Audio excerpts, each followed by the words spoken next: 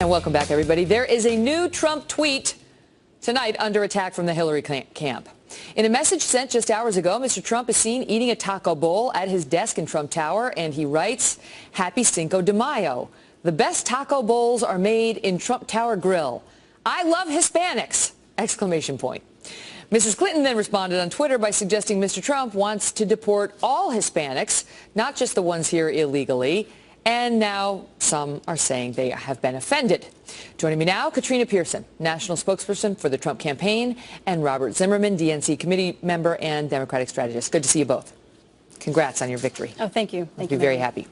Okay, so Democratic senator from Connecticut tweets out, "This is a joke, right? This whole thing is a joke." People taking offense at the taco bowl Hispanic link on Cinco de Mayo. Your thoughts?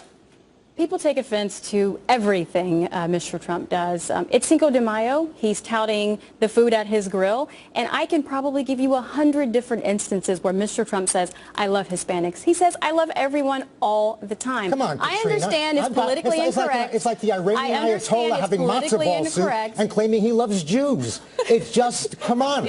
Let's be serious. Donald Trump has been advocating a policy and an agenda, repeating the worst, most horrible, bigoted stereotypes against Mexicans, advocating deportation of undocumented workers, and of course advocating a religious law to keep people out of this country. Even the leading conservatives in our country are condemning the Trump strategy and the Trump agenda. But Robert, her tweet today, which says, "I love Hispanics," Trump 52 minutes ago.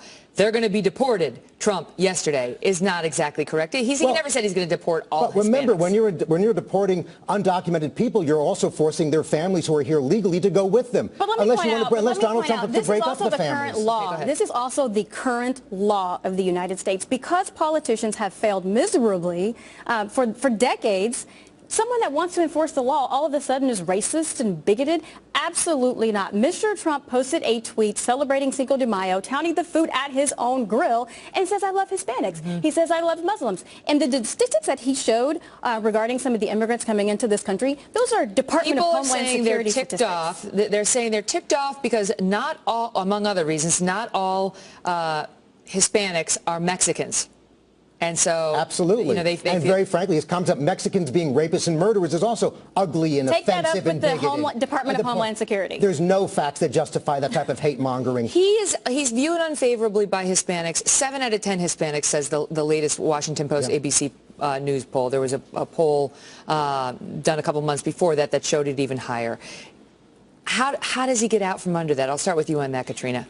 What he's going to do is to continue to draw the contrast of Trump's vision of America and Hillary Clinton's vision of America. Because they're going to vote on the economy. They're not going to vote on language. They want jobs. They want quality education. They don't want what we've had this whole time. Hillary Clinton's message is old, and it hasn't worked. She's been saying the same thing for 40 years. Her husband was president for 2 terms. As a matter of fact, what Donald Trump has accomplished, is, in fact, he has united Republicans with Democrats behind Hillary Clinton. You're seeing her numbers excel not just amongst Hispanics, amongst women, amongst people of color, amongst the mainstream. And that's what I think is so unique about the Trump candidacy. The fact that it's been so divisive, you now see leading Republicans standing, either ignoring his candidacy or many standing with Secretary Clinton. Business, Katrina. But if that were true, Megan, and I definitely want to get to that, if that were true, you wouldn't see liberals coming out on every network in fear of Trump winning states that are supposed to go to Democrats. Because Donald Trump you can't is be complacent to Republicans, That's the whole point. to Democrats, even to Michael Moore said that. And new voters. I'm almost out of time. What did you think of that, Paul Ryan? With regard to Paul Ryan, I mean, he's absolutely right. Mr. Trump sent out a statement saying,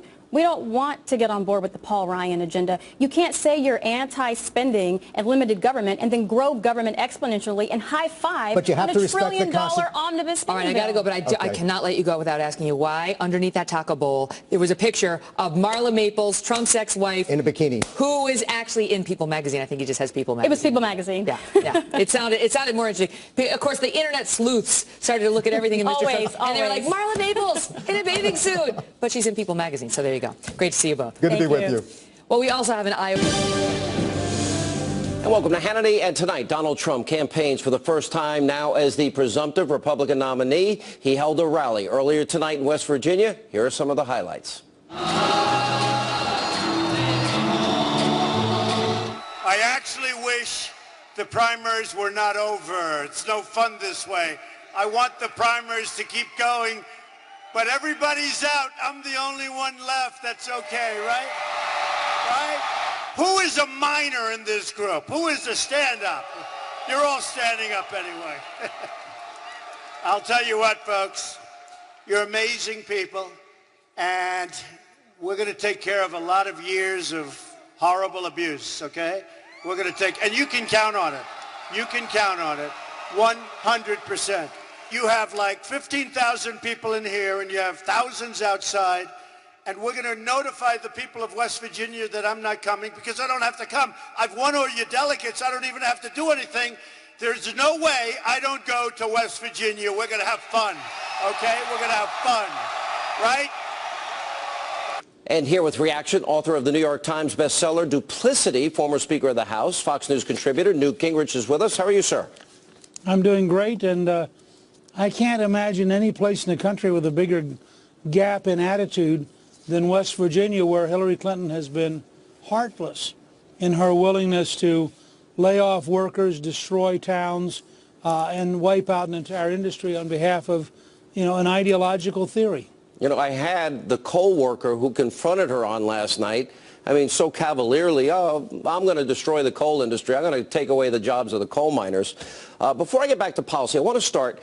We had, seems almost coordinated. Both Bushes have declined to endorse Donald Trump. Mitt Romney saying that he will not go to the convention this year. And then we have Paul Ryan saying the following when asked if he would endorse Donald Trump. Now you have a presumptive nominee, Donald Trump. Will you support him?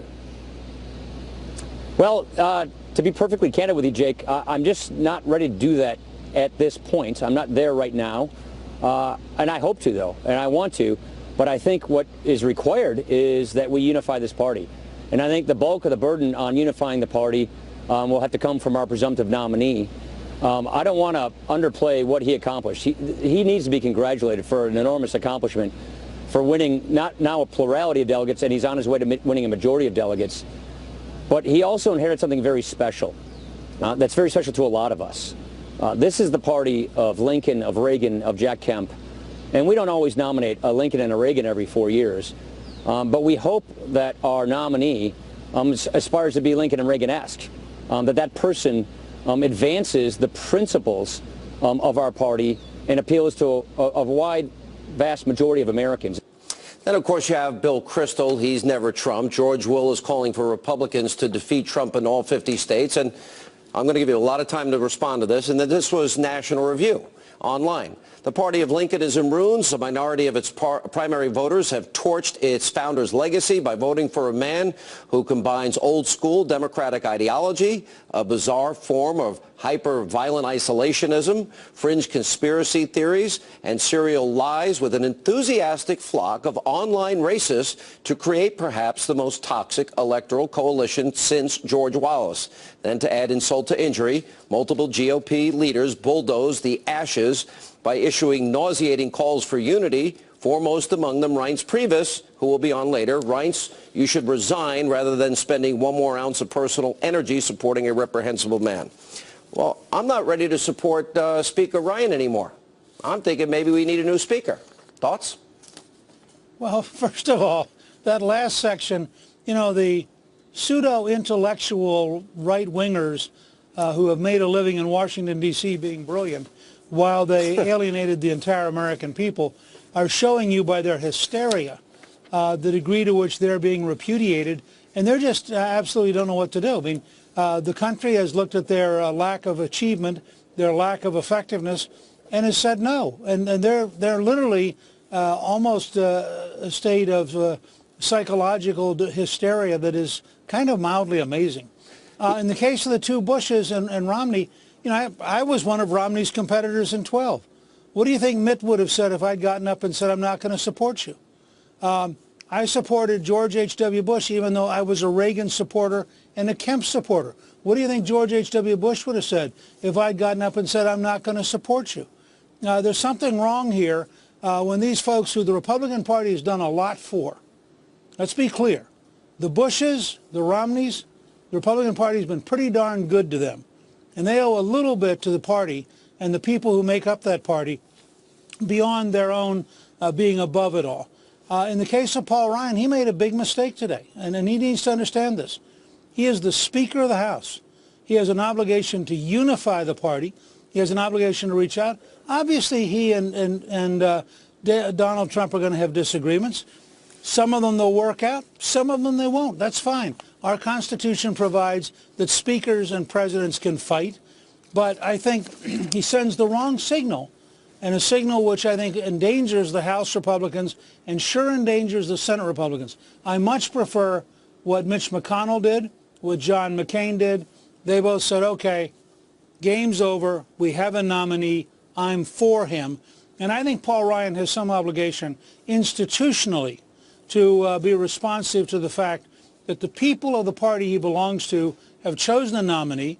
And frankly, in the long history of American politics, Donald Trump is not outrageously outside the norm. This kind of vitriol you get does not reflect accurately people who've been nominated for president over the last 200 years. You know, I did a monologue at the start of last night's show, and the premise of it was simple, is that I said you have to go back to the beginning if you want to understand the insurgency year that we've just had.